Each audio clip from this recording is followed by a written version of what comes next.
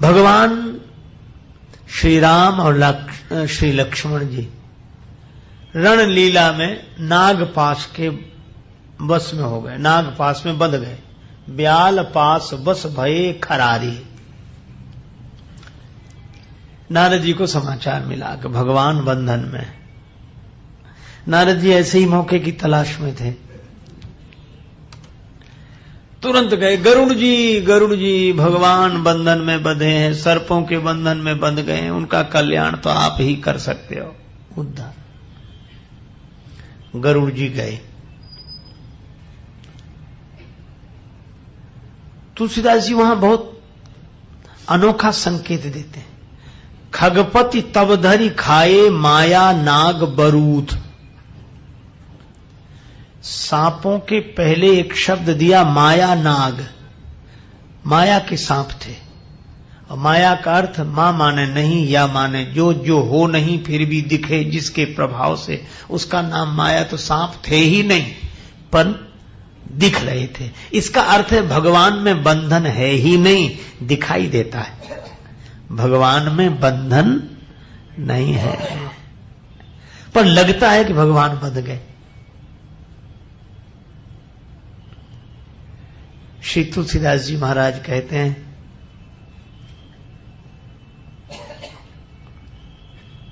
यही बांधे सुर असुर चराचर प्रबल कर्म की डोरी। जिन भगवान ने सबको कर्म बंधन की डोरी में बांध रखा है, यही बांधे सुर असुर चराचर प्रबल कर्म की डोरी। और वे भगवान एक दिन बंधे दिखे। कहां? बोले यशोदा जी के आंगन में। सोई अविच्छिन्न ब्रह्म जसुमति हठी, बांध्यो सकत न छोरी। पर यह लीला है, भगवान बंधन में कभी नहीं होते, दिखाई देते हैं कि बंधन में हैं।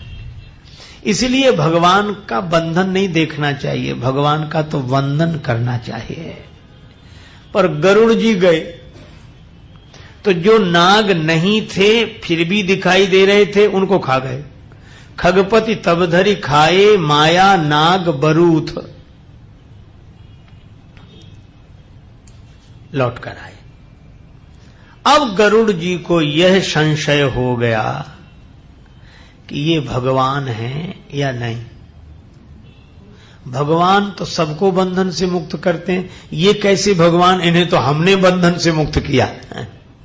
अगर हम न होते तो ये बंधन से मुक्त होते ही नहीं। तो राम जी भगवान हैं या नहीं, यह संशय हो गया। और सीधे नारद जी के पास आए गरुड़ जी। बोले देवर्षि मुझे संशय हो गया है। क्या? बोले राम जी भगवान हैं या नहीं।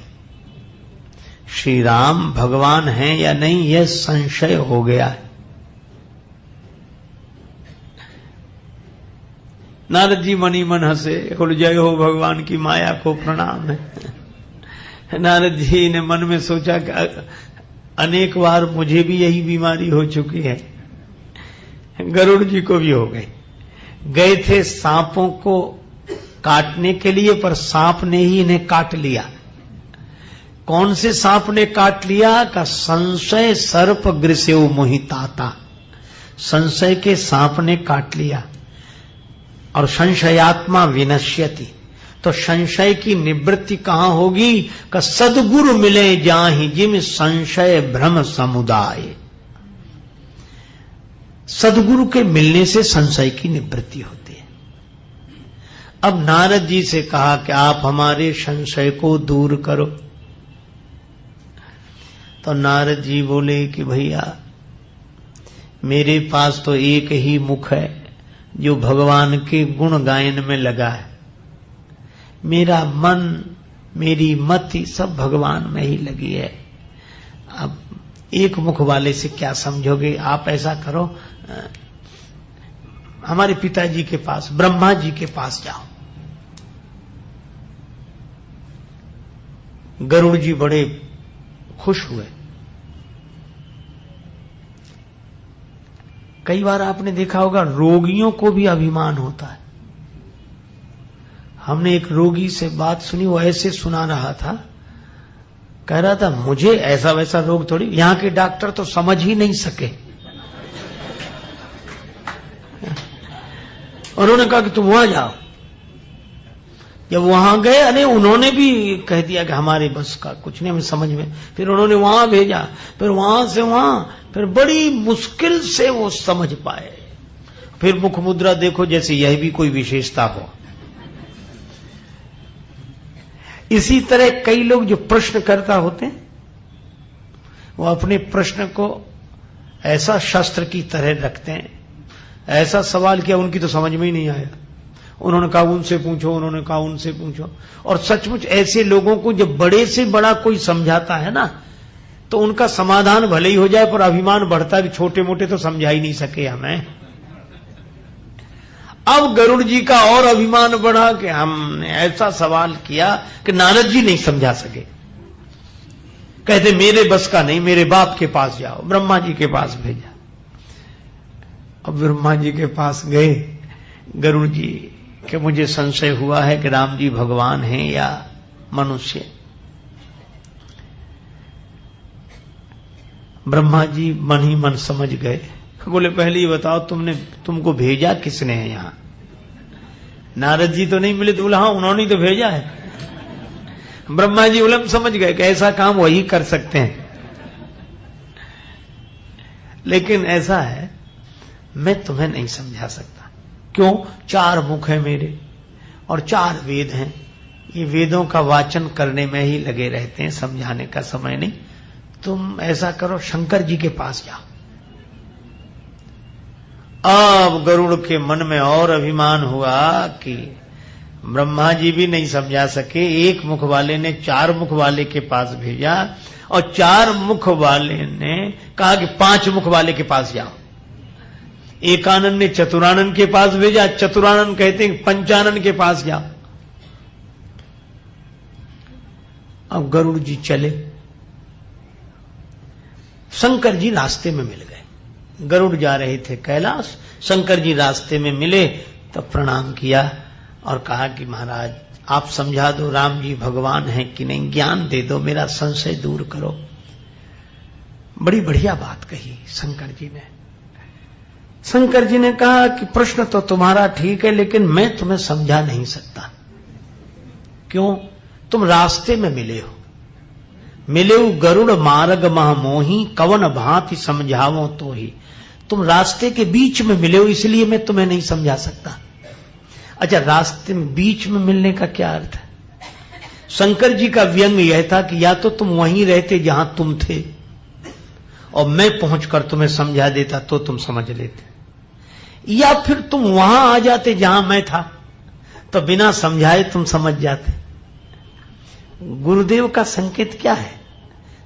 उनका संकेत है कि या तो तुम अपने अज्ञान को अज्ञान के रूप में स्वीकार करके नम्रता पूर्वक श्रद्धा सहित वहीं रहो जहां तुम्हारी स्थिति है, और या फिर हमारी स्थिति तक पहुंच जाओ। और तुम तो बीच में हो, वहां तक पहुंचे नहीं हो, यहां के रहे नहीं। और ऐसे आदमी को समझाना बड़ा मुश्किल है। कैसे? बोले कोई अज्ञानी हो तो समझाया जा सकता है, और ज्ञानी हो जाए तो समझाने की जरूरत नहीं। लेकिन जो ना ज्ञानी है ना अज्ञानी हो, बीच में, उसको समझाना बहुत मुश्किल। ज्ञानी है नहीं और अपने को ज्ञानी मानता है तो उसको तो समझाया ही नहीं जा सकता। अच्छा देखो, बीच का संकेत भी बड़ा सार्थक है। अच्छा, जितने भ्रम होते हैं, एक सज्जन से मैंने पूछा कि भ्रम कब होता, कहां होता? बोले अंधेरे में। तो मैंने कहा अंधेरे में तो भ्रम हो ही नहीं सकता। बोले अंधेरे में ही रस्सी में सर्प की भ्रांति होती है। हमने कहा ना। बोले कैसे? हमने कहा अंधेरे में तो कुछ दिखेगा ही नहीं, भ्रम होगा काहे में? अंधेरे में कुछ सूझना, अपन हाथ पसारा, अपना हाथ अपने को नहीं दिखता है तो रस्सी कैसे दिख जाएगी? और उसमें सांप की भ्रांति कैसे हो जाए? कुछ दिखाई नहीं रहा। और अच्छा, पूरा अंधेरा हो तो भी भ्रम नहीं हो सकता, और पूरा उजाला हो तो भी भ्रम नहीं हो सकता। भ्रम होता ही बीच में है, न पूरा अंधेरा न पूरा उजाला, तभी भ्रम होता। अच्छा ऐसे ही देख लो आप, जो पूरी तरह जागा हुआ है वह भी भ्रम में नहीं है, और जो गहरी नींद में सो गया है, अपने भीतर चला गया है, वह भी भ्रम में नहीं। ये सपना तो बीच में ही आता है, सपना बीच में। सपने की दशा कब? बोले न पूरा जागा हो आदमी और न पूरा सोया हो, तो वह सपने में है। इसी तरह ये जगत की जो भ्रांति हुई है, यह उनको हुई है। किनको? बोले जो पूरी तरह न जागे हैं और न सोए हैं। इसीलिए उमा कहूं मैं अनुभव अपना, सत हरि भजन जगत सब सपना। ये बीच की दशा है। शंकर जी वही संकेत कर रहे हैं कि तुम बीच में मिले हो, तुम्हें समझाना मुश्किल है। न जागे हुए हो न सोए हुए हो, सपना देख रहे हो, और सपने में जो हो उसे कैसे समझाया जा सके। अब गरुड़ और खुश हुए। शंकर जी का व्यंग यह था कि तुम अपने को अज्ञानी मानते नहीं हो, इसलिए वो जगह छोड़कर आ गए। तुम अभिमान के कारण आगे आ गए और हम तक पहुंच नहीं सके। अब तुम्हें समझाना मुश्किल है। तो गरुड़ जी मन में बड़े खुश हुए कि यह भी अब ये कहेंगे कि मैं नहीं समझा सकता, हमसे बड़े के पास जाओ। जैसे एक मुख वाले ने कहा कि 4 मुख वाले के पास जाओ, और 4 मुख वाले ब्रह्मा जी बोले कि पंचानन शिव जी के पास जाओ, और शिव जी अब कल्पना करो, और शंकर जी कहीं यह कह देते कि हम तो 5 मुख वाले, हम नहीं समझा सकते। ऐसा करो, तुम हमारे पुत्र कार्तिकेय जी सड़ानंद जी के पास चले जाओ। अच्छा चलो, यहां तक तो गनीमत थी कि कह देते कि सड़ानंद जी के पास जाओ, और कहीं सड़ानंद जी यह कह देते कि भाई हमारे तो 6 ही मुख हैं, अगर तुम्हें समझना है तो जरा दशानंद जी के पास चले जाओ। तो क्या गरुड़ समझ पाते? इसीलिए कागभूषण जी ने बड़ी अनोखी बात, शंकर भगवान ने बड़ी अनोखी बात कही, गरुड़ अगर समझना है तो कागभूषण जी के पास जाओ। उत्तर दिश सुंदर गिरि नीला, तहां रहे कागभूषुंडी सुशीला, वहां जाओ। गरुड़ जी तो सोच रहे थे कि अपने से बड़े के पास भेजेंगे, और ये तो कह रहे कौए के पास जाओ। और पक्षियों के राजा गरुड़, और जाना पड़े कौए के पास समझने के लिए। गरुड़ जी बोले वहां जाना पड़ेगा। शंकर जी बोले समझना है तो जाओ, हम तो नहीं समझा सकते, वहीं जाओ। पार्वती जी ने बाद में पूछा कि देवाधिदेव महादेव आपने क्यों नहीं समझा दिया? शंकर जी बोले अगर हम समझा देते तो अज्ञान तो दूर हो जाता, अभिमान दूर नहीं होता। ये सबसे ये कहता कि कोई नहीं समझा सके। अरे नारद जी ने तो साफ जवाब दे दिया कि हमारी बस की बात नहीं। ब्रह्मा जी बोले हम भी नहीं समझा सकते। वो फिर शंकर जी के पास गए, वो भी बड़ी मुश्किल से समझा पाए। शंकर जी बोले हम समझाते तो ये अभिमान लेकर सारी दुनिया में कहता कि शंकर जी ने समझाया मुझे, और बोले कौए से समझेगा तो किसी से नहीं कहेगा कि किसने समझाया।